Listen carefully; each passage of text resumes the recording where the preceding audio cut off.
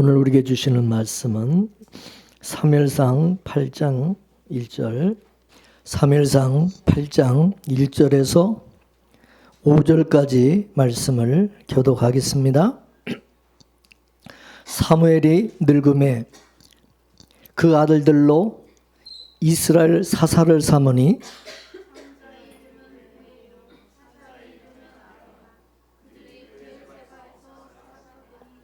그 아들들이 그 아비의 행위를 따르지 아니하고 이를 따라 뇌물을 취하고 판결을 굳게 하니라. 다 같이 그에게 이르되 보소서 당신은 늙고 당신의 아들들은 당신의 행위를 따르지 아니하니 열방과 같이 우리에게 왕을 세워 우리를 다스리게 하소서 한지라. 아멘. 사무엘이 하나님의 법궤가 이제 이스라엘로 돌아온 이후에 전국을 순회하면서 하나님의 말씀을 가르치는 그런 일을 하였습니다. 그러자 이제 하나님을 떠났던 백성들이 이제 하나님께 다시 이제 돌아오기 시작했어요. 그렇게 되니까 하나님께서 약속하신 대로 블레셋을 하나님께서 다 이렇게 막아주셨어요. 이스라엘은 하나님의 언약의 후손이잖아요. 하나님과 언약을 맺은 언약의 백성이에요. 그러니까 하나님은 이스라엘 백성에게 약속하신 대로 이행을 하시는 거예요. 그럼 하나님께서 이스라엘 백성들에게 하신 약속이 어떤 약속이었느냐? 이스라엘 백성들이 힘써 모세 율법에 기록된 것을 다 지켜 행하고 그것을 떠나 좌로나 우로나 치우치지 아니하고 또 다른 신을 섬기지 아니하고 오직 여호와를 친근히 하게 되면 여호와께서 강대한 나라들을 다 쫓아내 주시고 이스라엘을 당할 자가 없게 하시고 하나님께서 그들에게 말씀하신 것과 같이 저희들을 위하여 하나님께서 싸우심으로 한 사람이 1000명을 쫓아나게 하실 거라고 약속했어요. 그러나 만일 이스라엘 백성들이 하나님의 언약을 범하고 가서 다른 신을 섬기고 절하게 되면 하나님의 진노가 임하여서 하나님 여호와께서 다른 민족들을 저희 목전에서 다시는 쫓아내지 아니하시고 그리고 다른 그 이방 민족이 저희들에게 이스라엘에게 올무가 되고 덫이 되고 옆구리에 채찍이 되고 또 눈에 가시가 되어서 필령 여호와께서 그들에게 주신 아름다운 땅에서 멸절하게 될 것이다. 그렇게 언약을 하셨어요. 따라서 블레셋은 이스라엘이 하나님을 떠나면 어떻게 되겠어요? 이 블레셋이 이스라엘을 쳐들어오는 거예요. 그럼 하나님 안 막아주셔요. 그럼 이스라엘에게 괴롭힘을 당하는 거예요. 이스라엘에게 지배를 당하고. 근데 이스라엘 백성이 하나님의 뜻대로 말씀대로 잘 살아가면 하나님께서 약속대로 블레셋을 다 막아주셔요. 그들을 쫓아내 주셨어요. 그래서 사무엘 시대는 어떤 시대예요? 하나님께서 이 블레셋을 전부 막아주셔서 그래서 블레셋을 조용하게 꼼짝 못하게 만들어 주셨어요. 왜냐? 사무엘이 다스리던 때는 이스라엘 백성들이 다 하나님의 말씀을 따르고 말씀이 흥하던 그런 시대였기 때문입니다. 근데 이제 그 사무엘이 나이가 많아서 늙음으로 인해서 자신이 하는 일을 자기 아들들을 사사로 세워가지고 하게 했어요. 근데 여러분 성경에 보면 이 사사는 세습제가 아니에요. 그 아버지가 사사라고 해서 그 아들이 이렇게 사사로 이렇게 이어받고 그런 게 없어요. 사사는 하나님이 그때그때 필요에 의해서 하나님이 직접 세우는 것이지, 이렇게 세습적으로 이렇게 되어지는 것이 없는데 사무엘은 자기 아들들을 사사로 세운 거예요. 여러분, 목사도 그래요. 이게 세습으로 되어지는 것이 아니라 하나님의 부르심을 입어야 된다 이것입니다. 소명이 있어요, 사명. 근데 하나님의 부르심을 입고 신학교를 가는 게 아니라 그냥 직업으로, 밥벌이로 신학교 가서 졸업하면 목사 안수 받아가지고 그래서 목사가 되는, 이거는 마치 구약의 궁중 선지자와 같은 것이, 사무엘의 아들들과 같은 이제 그런 자들을 배출하는 것 같아가지고 이들은 뭐예요? 계시를 받은 자들이 아니다 이것입니다. 그래서 교회가 타락하게 되어지고 목사들이 자기들을 위해서 말씀을 왜곡하고 자기 유익을 위해서 성도들의 신앙을 그릇되이 판결하여 잘못된 신앙으로 이끌게 되어진다는 거죠. 사무엘이 세운 그 아들들이 사사직을 어떻게 감당했다고 오늘 말하고 있어요? 3절 말씀을 한번 볼까요? 시작. 그 아들들이 그 아비의 행위를 따르지 아니하고 이 일을 따라서 뇌물을 취하고 판결을 굽게 하니라. 아멘. 하나님의 뜻을 왜곡해서 아전인수식으로 백성들을 가르치고 돈을 탐해서 뇌물을 받고 재판을 공정하게 처리하지 하지 않았다는 거죠. 마치 그 전에 엘리 제사장의 두 아들들과 똑같아요. 이 사무엘의 아들들도 똑같이 돼버린 거예요. 근데 여러분, 성경을 보면 사무엘의 두 아들들이 이렇게 잘못된 길로 간 것이 그 아버지 사무엘이 그들을 잘못 가르쳐서, 자녀 교육을 잘못해가지고 이렇게 되었다고 말씀하지 않아요. 똑같은 상황에 빠졌던 엘리의 경우에는 두 아들들의 그 악행에 대해서 하나님께서 그 아버지 엘리에게 매우 강하게 책망을 하셨어요. 아버지가 잘못이다 이게야. 그러나 성경을 보면 그 어디에도 사무엘에게 그 두 아들을 잘못 양육한 것에 대한 하나님의 책망의 말씀이 나오지 않아요. 오히려 하나님의 손이 사무엘이 사는 날 동안 함께 하셨다, 그렇게 기록하고 있어요.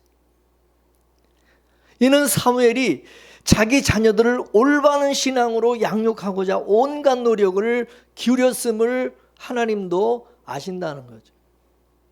근데 그런 사무엘의 노력과 바람에도 불구하고 그 아들들이 아버지의 행위를 따르지 않았다는 거죠.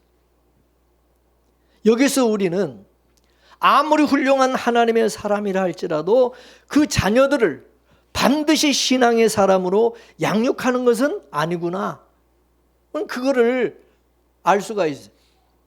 그리고 신앙의 환경이 아무리 좋다고 해서 또 바른 신앙을 갖게 되는 것도 아니구나, 그것도 알 수가 있어요. 다른 말로 하면 이 신앙은 어떤 외적인 조건이나 환경에 반드시 비례하는 것이 아니라는 것입니다. 그렇다고 해서 우리가 마땅히 해야 될 일을 소홀히 하거나 무시하라는 그런 얘기는 아닌 거예요. 우리는 자녀들이나 형제, 자매, 부모 등 가까이 있는 사람들을 최선을 다해서 바른 길로 인도해야 된다는 거예요. 노력해야 된다는 거죠. 그러나 내가 노력을 하면 반드시 될 것이라는 생각을 해서는 안 된다는 거죠. 아무리 노력을 해도 사무엘의 두 아들들과 같은 결과가 나타날 수가 있기 때문이라는 거죠. 그러면 우리는 항상 본을 보이는 동시에 자신의 지식과 노력과 헌신으로 반드시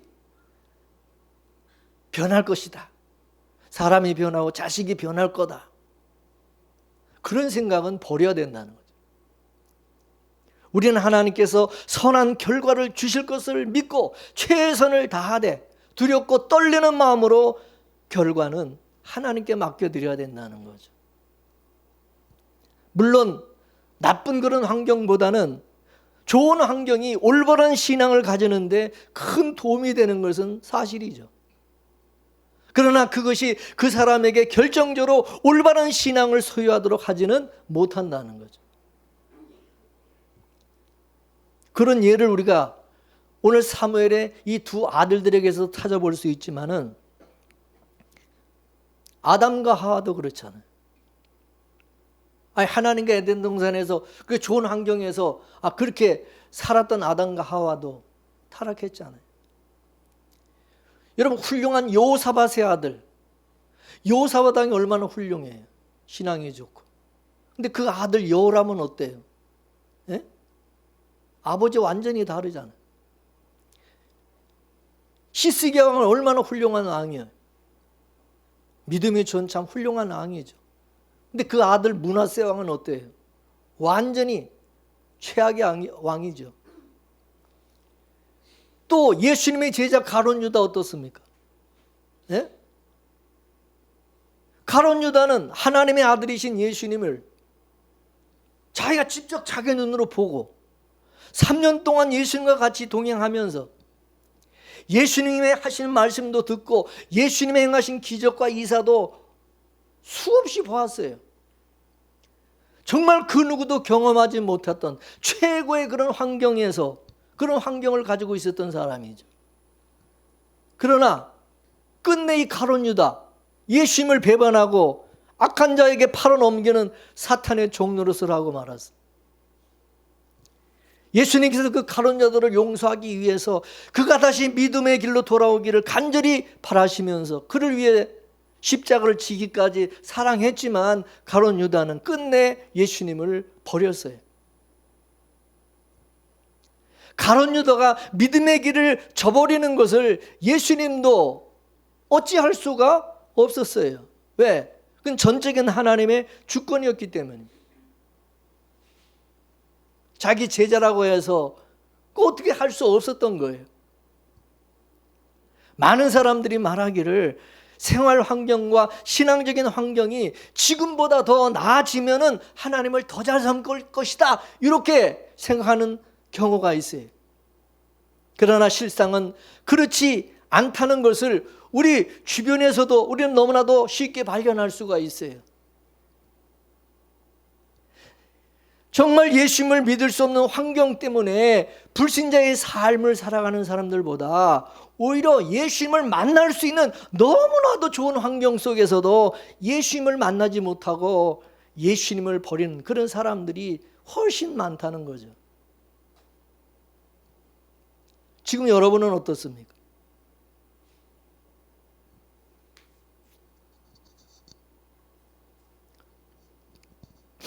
어떻게 보면 제가 어린 시절에 예수를 믿는 그때 환경과 지금 이 시대의 예수를 믿는 환경은요, 엄청난 차이가 있어요. 그땐 진짜 힘들고 어려웠죠. 지금은 뭐 너무 편하잖아요. 너무 좋은 환경이죠. 모든 것이. 그렇다고 해서 그때 과거에 우리 성도들의 신앙과 비교할 때 지금의 우리의 신앙이 더 좋다고 말할 수 있나요?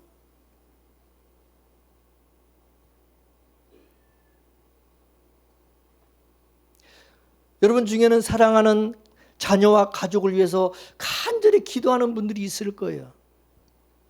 그럼에도 여전히 하나님을 찾지 않고 예수를 믿지 않는 것 때문에 가슴이 아프고 속이 상하신 분들이 있을 거예요.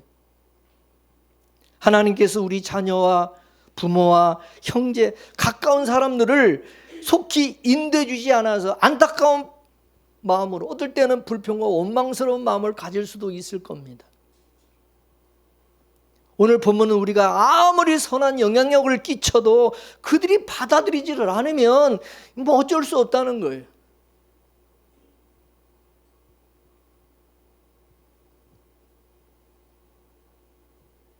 사무엘도 자기 자녀들을 어찌할 수 없었음을 우리에게 분명히 보여주고 있어요.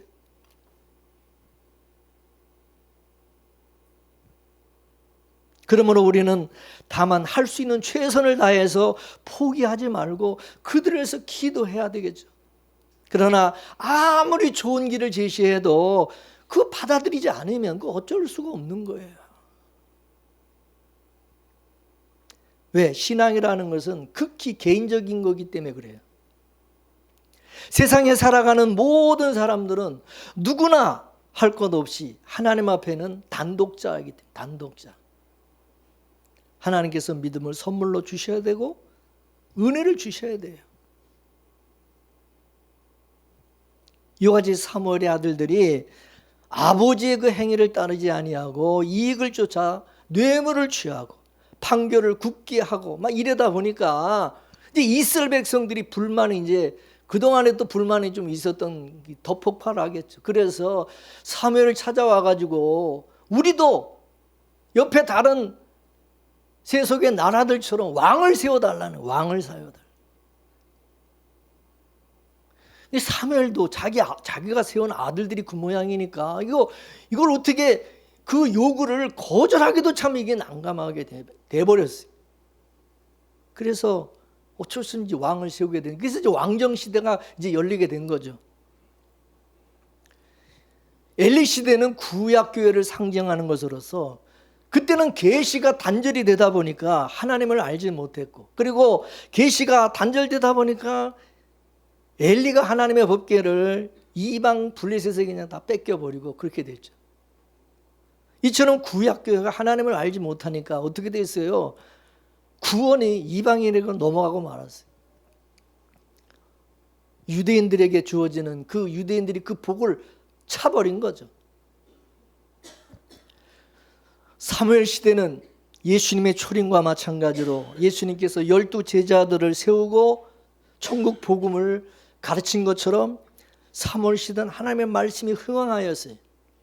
근데 사무엘이 자기 아들들을 사사로 세우는데 이 사사를 어디서 세웠다고 그러냐면 부엘세바에서 세웠다. 부엘세바에서 세웠다 하는데 이 부엘세바 이 지명의 뜻이 뭐냐면은 7 우물, 맹세의 우물이라는 뜻이 있어요.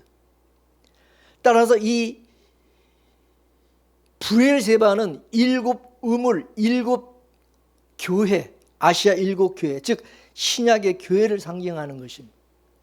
그래서 이 예배소 교회로부터 라오데 교회까지 이 신약 교회사를 보여주고 있는 거죠.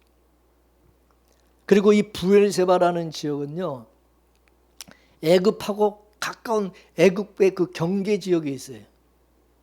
그 성경에 보면 이스라엘 전체를 말할 때 뭐라고 그러냐, 저 단에서부터 부엘세바까지, 이렇게 단에서 부엘세바까지가 이스라엘의 지경이다. 남쪽 저 끝에 경계선에 애굽과의 경계를 이루고 있는 거죠. 이 애굽은 영적으로는 세상을 의미하지 않습니까? 그럼 뭐예요? 세상과 가깝다는 거예요. 교회가 세상과 가까웠다. 세상과 가까워지면 어떻게 되죠? 세속화되고 타락할 수밖에 없는 거예요. 야고보서 4장 4절 말씀을 보겠습니다. 시작. 간음하는 여자들이여 세상과 벗된 것이 하나님의 원수임을 알지 못하느냐. 그런즉 누구든지 세상과 벗이 되고자 하는 자는 스스로 하나님과 원수되게 하는 것이니라. 아멘. 오늘 우리 교회가 세상과 짝하여서 세속화되었어. 그래서 말세 교회가 라오디게처럼 예수를 이용해서 나는 부자다, 나는 부요함이 부족한 것이 없다고 그러는데 실제로 예수님 교회 문 밖에 계시는 거예요.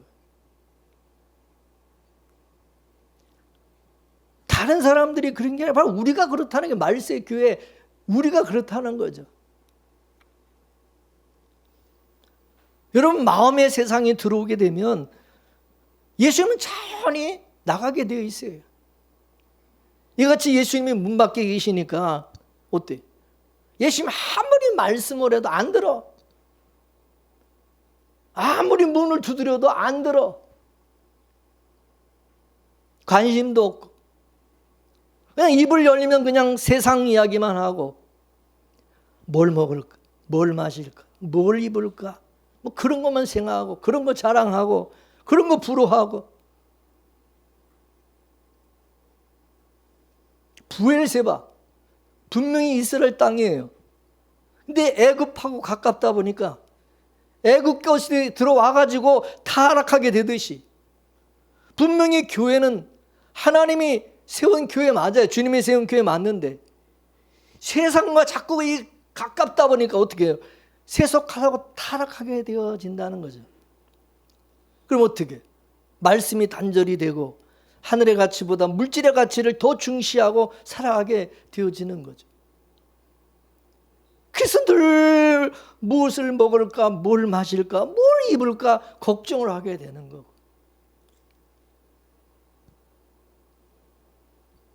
그래서 우리가 다른 사람을 만날 때 뭘 먹을까, 뭘 마실까, 뭘 입을까를 생각하고 말하는 그런 사람을 보면 아, 저 사람은 예수님이 좀 문 밖에 계시는 사람이구나.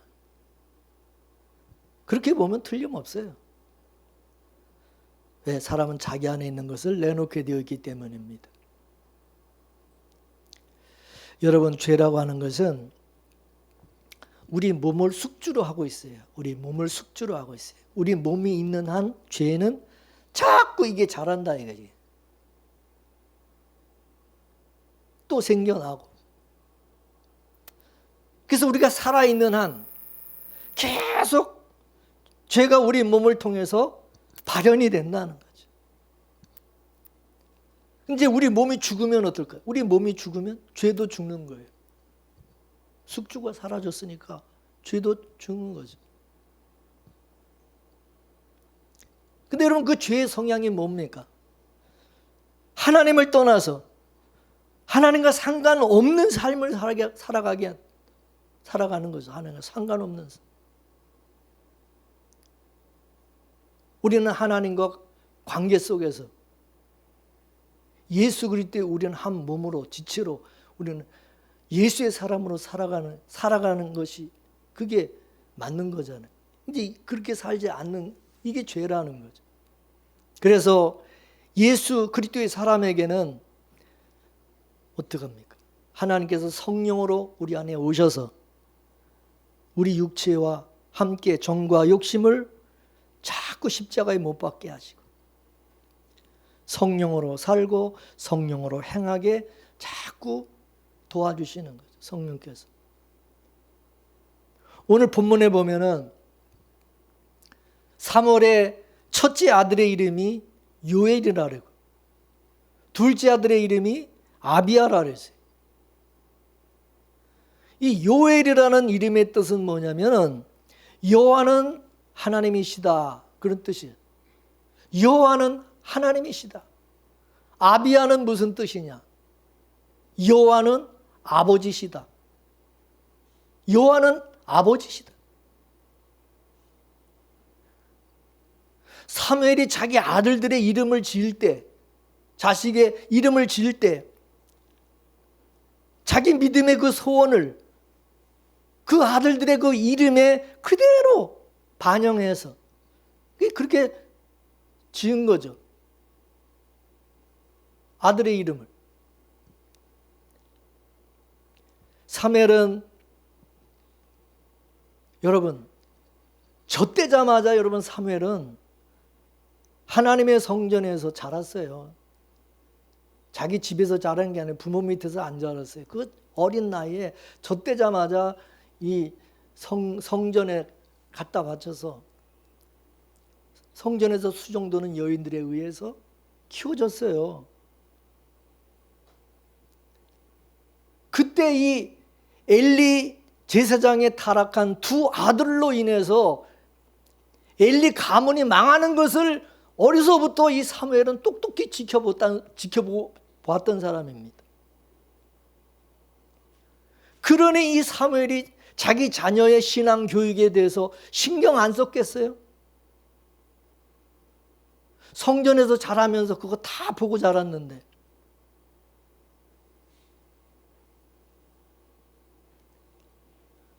근데 자기 그 아들들은 사무엘의 바란 대로 그렇게 자라지를 못했다는. 참 사무엘의 일생에서 가장 안타까운 부분이 아닐 수가 없는 것입니다. 그 이름만 보면은 뭐 요엘, 아비야, 엄청나게 믿음 좋은 사람처럼 보이지 않습니까? 그죠? 여러분 가운데서도 자녀들의 이름을 성경에 나오는 이름으로 자식들 이름을 지은 경우가 많잖아요. 그죠? 이름을 들어보면은 참, 예수 믿는 사람이, 믿음이 좋은 사람이구나. 우리는 그렇게 느낄 수가 있어요. 그죠? 근데 이 자식들이 그 이름에 걸맞지 않고 오히려 그 이름에 반대가 되는 그런 사람으로 살았다는 거죠. 그래서 예수님께서 나더러 주여 주여 하는 자마다 다 천국에 들어가는 것이 아니다. 다만 하늘에 계신 내 아버지의 뜻대로 행하는 자라야 들어가리라. 이렇게 말씀하신 거예요. 주의 이름을 부르면서 이름을 그냥 그렇게 멋있게 성경적인 이름으로 그렇게 아무리 지었다 할지라도 주님의 뜻대로 행하지 않고 그렇게 살지 않으면 그 소용이 없다. 이름이 아무리 이름 잘 졌다고 해서 천국 가는 게 아니잖아. 그래서 디모데후서 3장에 보면은 쾌락을 사랑하기를 하나님 사랑하는 것보다 더 사랑하고 경건의 모양은 있는데 경건의 능력을 부인하는 자니 이 같은 자들에게서 너희는 돌아서라. 그렇게 말씀하고 있습니다. 이와 같이 여러분 마귀는요 얼마든지 가짜를 만들어내고 진짜인 것처럼 속인다는 사실을 알아야 돼요. 그래서 마귀를 일컬어서 거짓의 압이라고 그러잖아요. 거짓의 압이. 근데 여러분 남을 속이려면 거짓처럼 보이면 안 돼요. 진짜처럼 보여야 되잖아요. 그래야 속지. 그래서 마귀에게 사로잡힌 그런 사람들은 아주 말은 번지르르하게 잘해요. 아주 외적으로는 아주 예수 잘 믿는 것처럼 보여요. 근데 실제 열매는 없다는 거죠. 열매가 없어요. 그래서 마태복음 7장 15절에서 20절까지 말씀을 보겠습니다. 시작. 거짓 선지자들을 삼가라. 양의 옷을 입고 너에게 나오나 속에는 노력하는 일이라. 그의 열매로 그들을 알지니 가시나무에서 포도를 또는 엉겅퀴에서 무화과를 따겠느냐. 이와 같이 좋은 나무마다 아름다운 열매를 맺고 못된 나무가 나쁜 열매를 맺나니 좋은 나무가 나쁜 열매를 맺을 수 없고 못된 나무가 아름다운 열매를 맺을 수가 없느니라. 아름다운 열매를 맺지 아니하는 나무마다 찍혀 불에 던지우니라. 이러므로 그의 열매로 그들을 알리라. 아멘. 그렇기 때문에 여러분 우리는 그 사람이 목사님이다. 사모님이다. 저분 장로님이래. 권사님이래. 집사님이래. 교회 잘 다니는 사람이래. 여러분 그런 데 속으면 안 되는 거예요. 왜? 너무나 가짜들이 많이 있기 때문에. 너무 가짜가 많다는 거예요.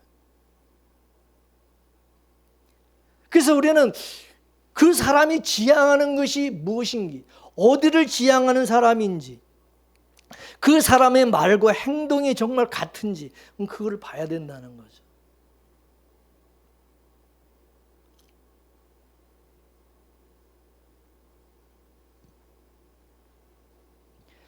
마귀는요, 내가 성경에 대한 지식을 많이 알고 있으면은 믿음 좋은 사람인 것처럼 자꾸 그렇게 착각하게 만들어요.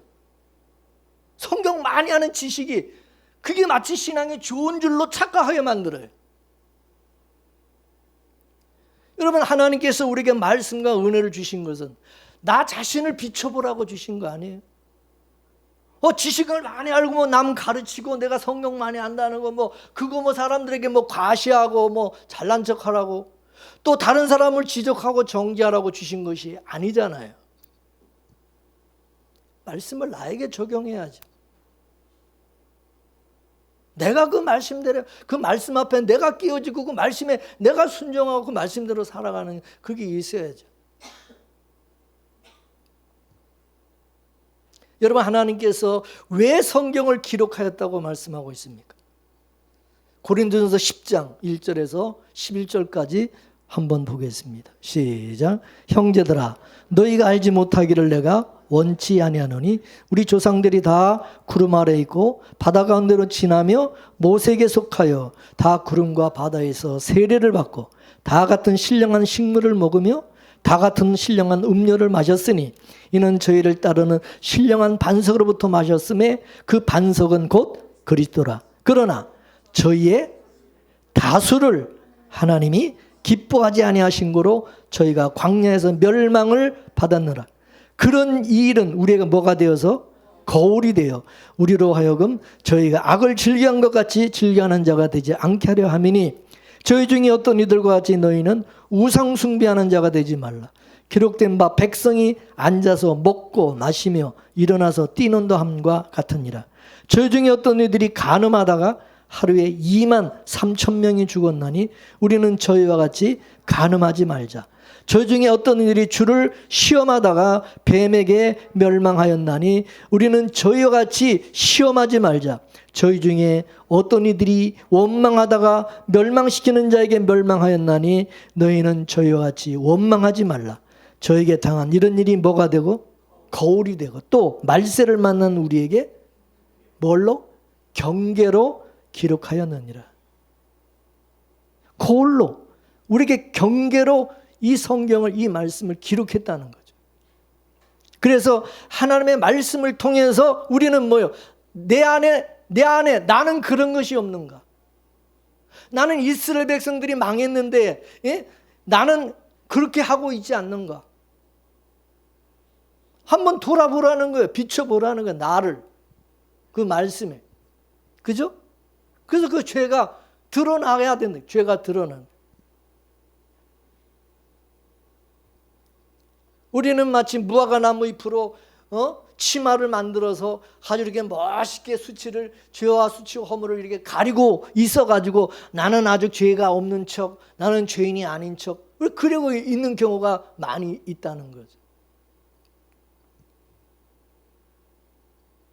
그래서 말씀을 통해서 우리 죄가 벌거벗은 것처럼 드러날 때, 나는 주님의 은혜와 긍휼이 없으면 안 되고 나는 주님을 떠나서는 살 수가 없고 주여 나를 불쌍히 여겨달라고 구할 수밖에 없어. 주님의 십자가를 붙들 수밖에 없고 은혜 보좌 앞에 담대히 나갈 수밖에 없어요.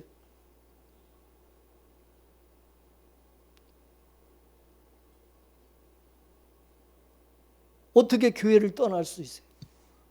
어떻게 예배를 소홀히 할 수가 있어요? 말씀 듣는 것을 어떻게 소홀히 할 수가 있어요? 하나님의 말씀은 우리로 하여금 예수 그리스도를 바라보게 하는 것입니다. 그리고 자신의 연약함과 죄를 알고 내가 예수님의 핏부림으로 살아가고 있구나. 예수님의 피가 아니면 안 되는구나. 그걸 절실하게 깨닫는 사람은 겸손할 수밖에 없고 늘 넘어질까 조심하고 또 주님 떠나서는 살 수가 없는 거죠.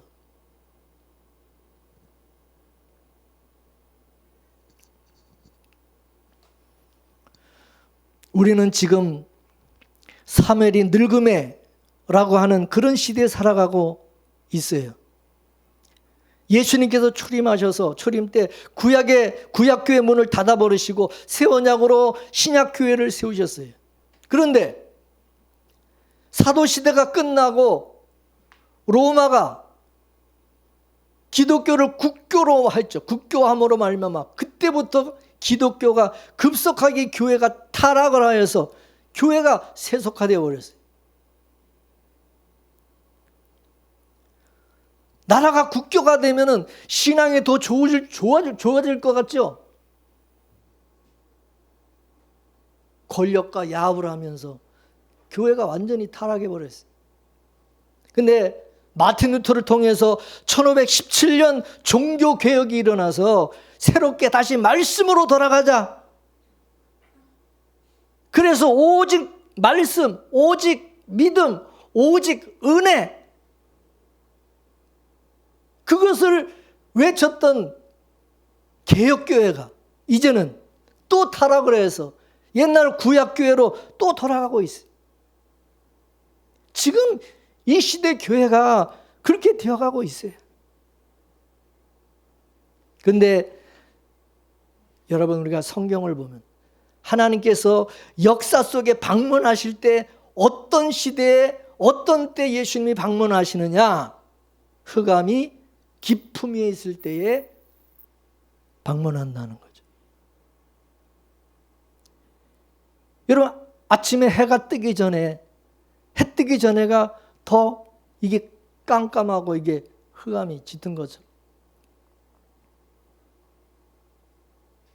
그래서 여러분, 창세기 1장 2절에 땅이 혼돈하고 공허하며 흑암이 깊음 위에 있을 때 하나님의 신이 수면 위에 운행하시더라. 그러면서 바로 다음 2절에 뭐라 그랬어요? 첫째 날에 하나님이 뭐를 창조했어요? 예? 빛을 창조했어요. 빛. 빛은 누구를 상징하죠? 예수님을 상징하죠.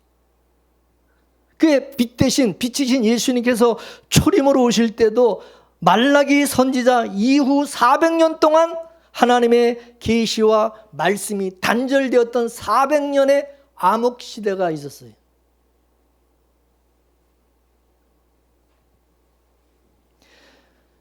그 시대에, 그 암흑 시대에 생겨난 자들이 누구냐?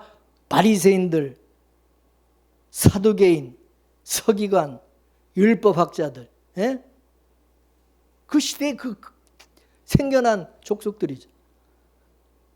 예수님께서 오셔서 이들에게 이 독사의 새끼들아 저주하시고 책망을 받던 사람들이 바로 그 사람들이었잖아요.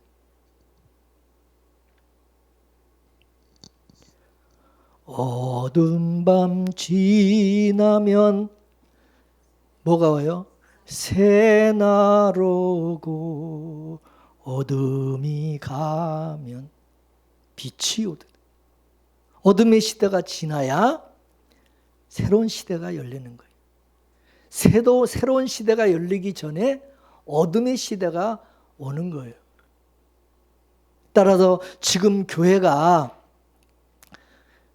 신앙생활을 잘 할 것 같으면, 예?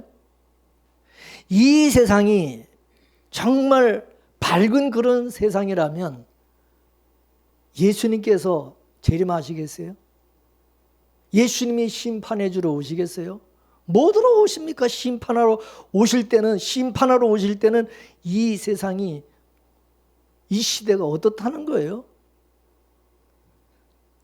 악이, 죄가 크게 달아서 하늘에 닿을 정도로 이제 그렇게 됐다는 거죠. 타락의 극치에 이르러서 흑암이 깊음 위에 있을 때에 빛 대신 예수님께서 오신다는 사실입니다. 믿습니까? 자, 마태복음 4장 14절에서 17절까지 말씀을 보겠습니다. 시작. 이는 선지자 이사야로 하신 말씀을 이루려 하심이라. 일러스되 스불론 땅과 납달리 땅과 요단강 저편 해변길과 이방의 갈릴리여 흑암에 앉은 백성이 큰 빛을 보았고 사망의 땅과 그늘에 앉은 자들에게 빛이 비치었도다 하였느니라. 이때부터 예수께서 비로소 전파하여 가라사대 회개하라 천국이 가까웠느니라 하시니라. 아멘. 뭐라 그랬어요? 구약의 이사야 선지자가 예언한 것처럼 흑암에 앉은 백성들이 큰 빛을 보았고 사망의 땅과 그늘에 앉은 자들에게 빛이 비쳤다. 그리고 바로 그때부터 흑암과 사망의 그늘에 앉아있던 그때 비치신 예수님께서 오셨다는 거죠. 오셔서 어떻게 했어요? 회개하라. 뭐가 가깝다? 천국이 갔다. 새로운 시대가 도래한. 그러므로 예수님이 재림하시기, 다시 오시기 전에 이 시대가 어떤 시대가 되겠냐? 어떤 시대겠어요? 예? 사무엘이 늙음에 라고 한 그 시대와 똑같이 되어가는 모습. 라디오 교회처럼 흑암이 짙은 그런 시대가 되어간다는 거죠.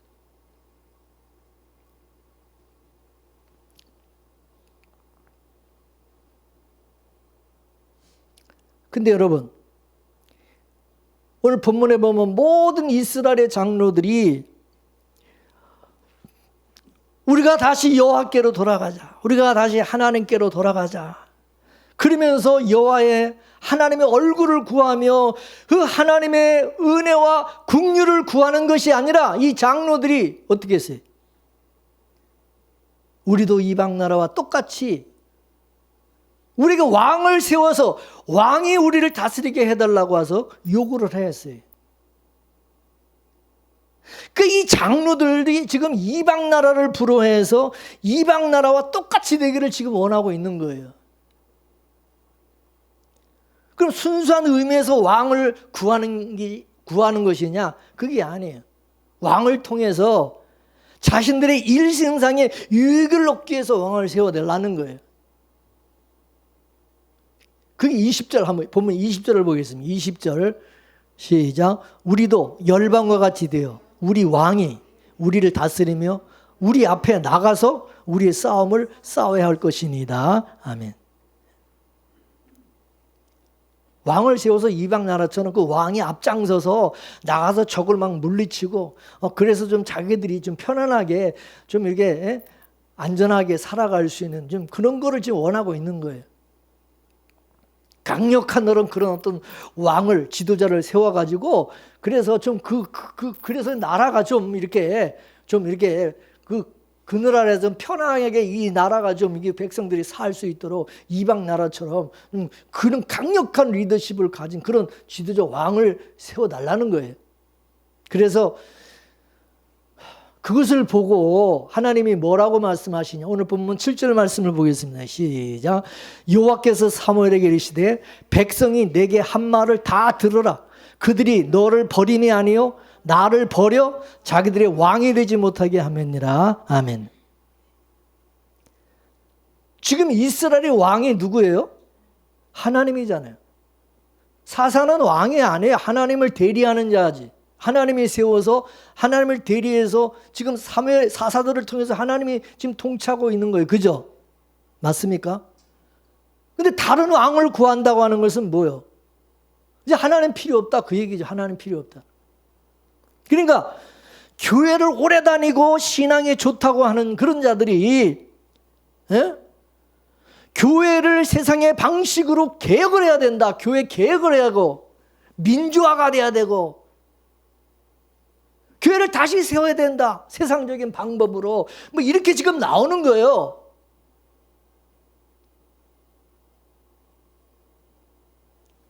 여러분 교회가 무슨 세상적인 방법으로 그렇게 세워지는 게 교회예요?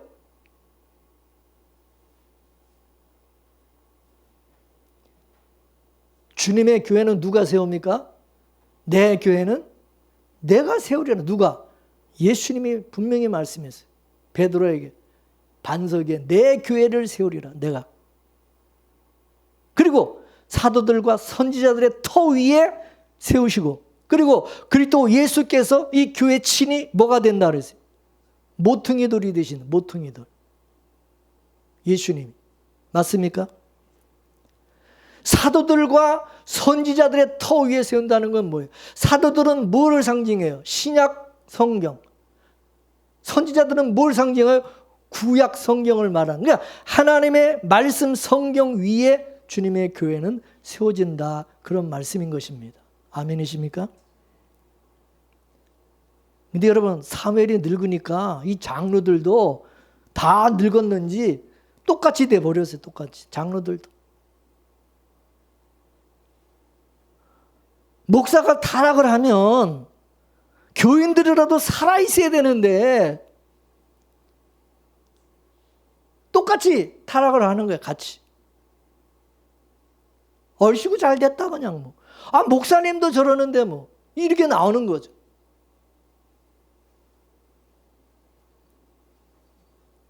그래서 예수님께서 만일 소경이 소경을 인도하면은 이 다 둘 다 구덩이에 빠져버린다고 말씀하셨죠. 그러므로 목사가 세상 것을 자꾸 바라보게 하더라도 여러분들은 영의 눈이 떠져서, 영의 눈이, 귀가 열려져서 하늘의 것을 바라보고 항상 주님만 바라보고 살아가야 하는 것입니다.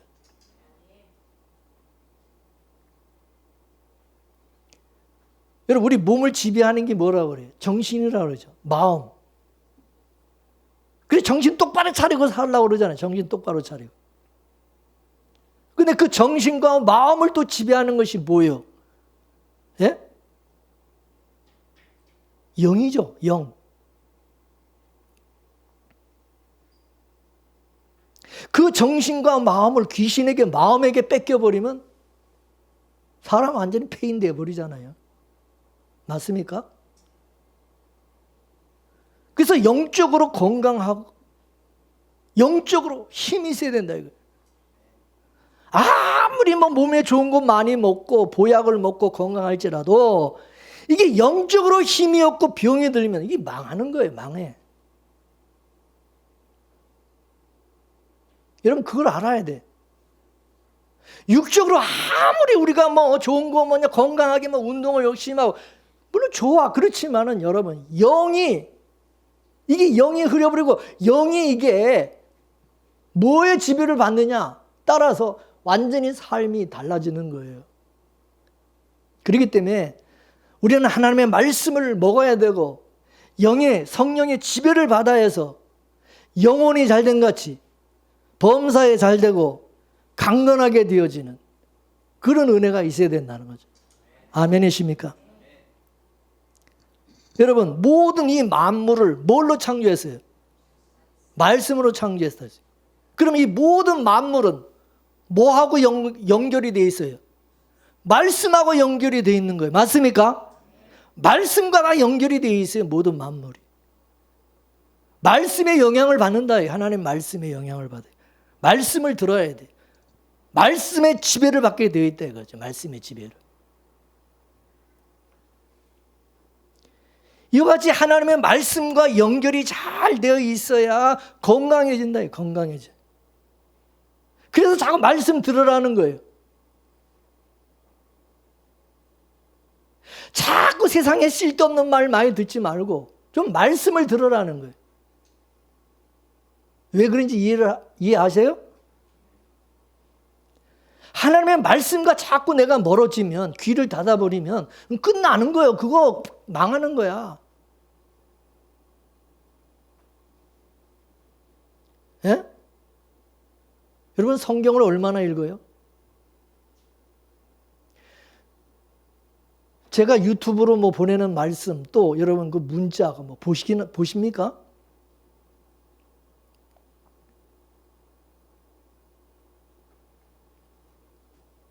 하나님의 말씀을 우리가 자꾸 듣고 우리 영이 건강해지게 되면 여러분 그 말씀이 내 마음을 다스리게 돼. 내 정신과 마음을. 그러면 내 마음 속에 세상 것이 자리 잡고 우상이 자리 잡을 수 있어요? 마귀가 귀신이 내 속에 자리 잡을 수 있어요? 어둠의 영이 어둠의 것이 내 속에 와 자리 잡을 수 있어요? 예? 자리 잡을 못 잡는 거야. 이 말씀이 살아 있으면. 맞습니까?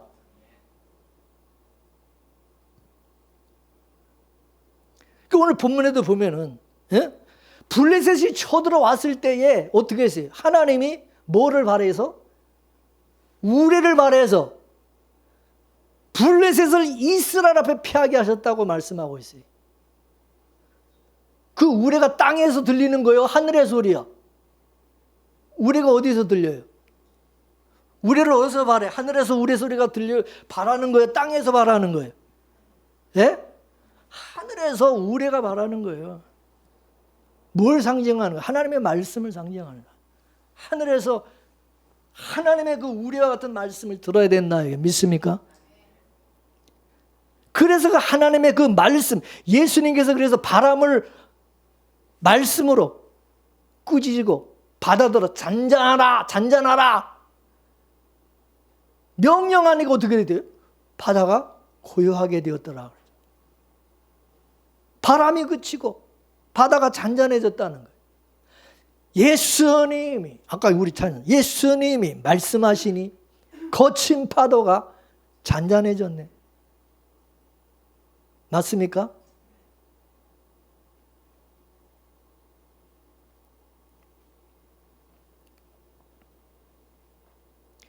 블레셋이 막 창궐할 때에 하늘에서 하나님이 우레를 바라심으로 말미암아 이 블레셋을 잠잠케 하신 거죠. 여러분의 마음속에도 블레셋과 같은 온갖 염려, 근심, 세상 근심, 걱정, 막 염려, 두려움, 막 우상신앙이 막 이게 막 득세를 하고 이게 막 창궐할, 이 속에서, 우리 속에서 막 불안하고 두려운 마음이 막 이렇게 들 때, 여러분, 말씀을 들으라고, 말씀을 읽으라고. 그러면 여러분 마음에 막 쓸데없는 염려, 걱정, 두려움, 불안, 막 이런 것이 막 이게 생길 때, 여러분 말씀을 듣고, 여러분 말씀을 여러분이 읽고, 그러면 여러분, 어떨? 여러분 마음이 잠잠해지는 거예요. 평온해지는 거예요.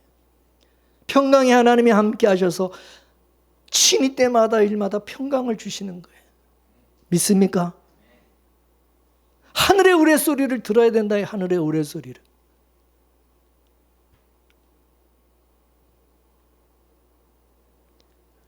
여러분 세상을 이길 수 있는 것은 복음밖에 없고 믿음밖에 없고 죄를 이기게 하는 것은 예수님의 피밖에 없습니다.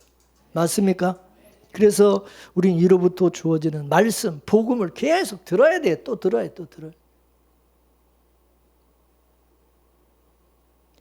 그래서 여러분 주님이 아시아 7교회가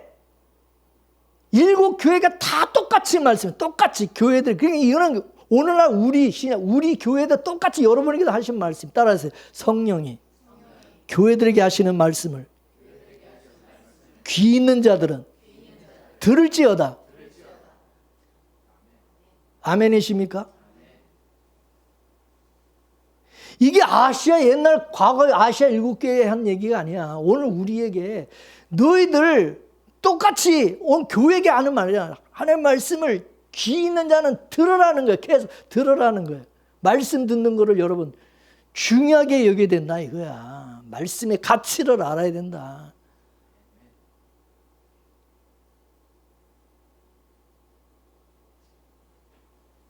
우리는 떡으로만 사는 자들이 아니라 뭐요? 말씀으로 사는 자들이요. 그거 알고 계십니까? 말씀이 그래서 양식이란 말이에요. 우리에겐 힘이고 생명이고. 미가서 1장 2절 말씀을 미가서 1장 2절 말씀. 시작. 백성들아 너희는 다 들을지어다. 거기 있는 모든 것들아 자세히 들을지어다. 주 여호와께서 너희에게 대하여 증거하시되 곧 주께서 성전에서 그리하실 것이다. 어디에서? 다 들으라는 거예요. 자세히 들으라는 거예요. 똑바로 정신 차리고 말씀 들을 때 졸지 말고 딴 생각하지 말고 성전에서 들으라는 거예요. 성전에 나와서. 여러분 오늘 이 말씀을 한번 여러분 잘 한번 되새겨 보시기 바랍니다. 사무엘은 아주 어려서부터 성전에서 자랐어요. 늘 하나님의 말씀을 듣고 은혜를 받은 자였어요. 근데 이제 이 사무엘도 이제 나이가 늙어서 신앙의 매너리즘에 빠져버리고 말았어요. 우리는 신앙이 처음보다 나중에 더 좋아야 되죠. 갈수록 신앙이 더 좋아야지. 더 나빠지면은 되겠어요? 더 좋아져야지. 맞습니까? 그래서 저는 여러분의 귀가 항상 열려 있어서 성령이 우리에게 하시는, 나에게 하시는 말씀, 나에게 주시는 말씀, 하늘의 음성, 그 우레소리, 주님의 말씀, 그 복음을 자꾸 여러분 들으시고 들려지기를 원합니다. 육적으로 비록 여러분은 이제 나이가 들어서, 여러분도 뭐 나도 늙고 여러분도 늙잖아요. 저도 많이 늙었지만, 그 우리 겉사람은 후패하죠. 점점 늙고 후패하고 힘도 없고, 저도 설교 지금 옛날에는 한 20-30분 했지만 요즘은 뭐 한 1시간 정도 하니까, 그렇게 하고 나면 진이 싹 빠져. 이제 늙었는지 진이 빠져서 메가리가 하나도 없어, 그냥. 그러나 몸은 그래도 여러분에게 최선을 다해서 하나님의 말씀을 전하려고 저는 노력하고 있습니다. 여러분 속사람은 날마다 새롭고 더 강건해지게 되기를 주의 이름으로 축원합니다. 할렐루야. 말씀을 생각하면서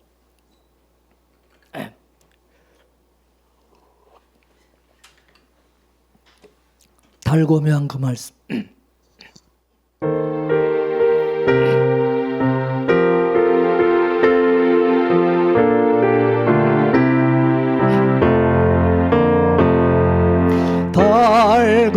달고묘한 그 말씀, 생명의 말씀은 귀한 그 말씀 진실로 생명의 말씀이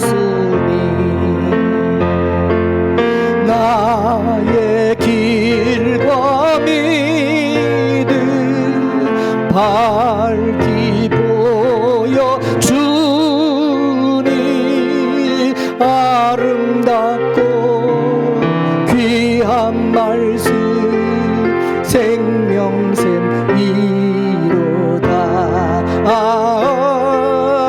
아름답고 귀한 말씀 생명샘이로다.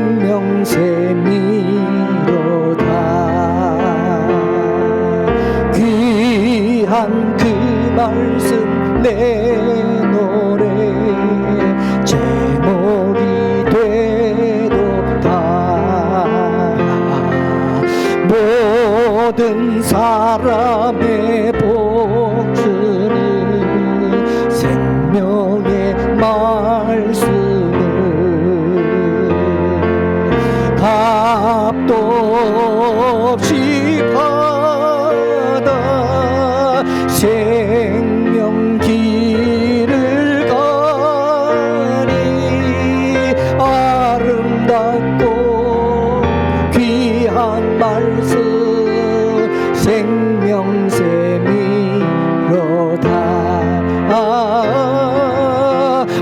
아름답고 귀한 말씀 생명샘이로다.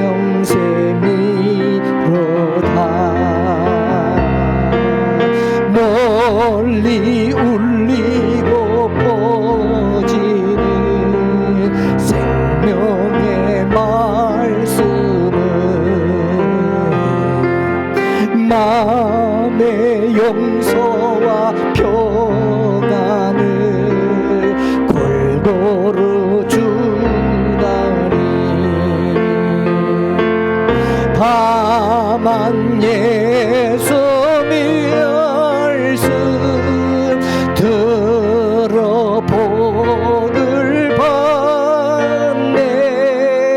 아름답고 귀한 말씀 생명샘이로다.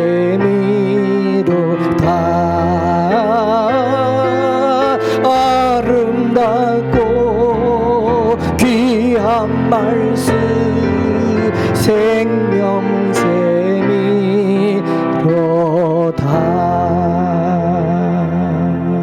아멘. 기도하겠습니다.